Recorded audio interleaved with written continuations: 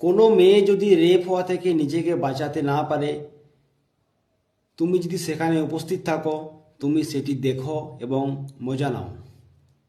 এটা আমার কথা নয়, আমি বলিনি। কর্ণাটকের এমএলএ মুকেশ কুমার, কংগ্রেসের এমএলএ মুকেশ কুমার বলেছে। দেখুন ভিডিওটি। There is a saying, when rape is unacceptable, lie down and enjoy it. But that's exactly the position into which you are. I have a question for you.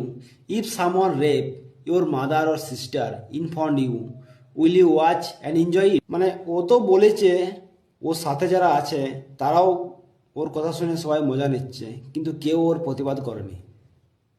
দেখুন, একটা এমএলএ কীরকম কথা বলছে। একটা এমএলএ বলছে যদি তোমার সামনে কোনো মেয়ে রেপ হয়, তুমি ওই মেয়েটি যদি ও নিজেকে বাঁচাতে না পারে, তখন তুমি সেটি দেখো এবং মজা নাও।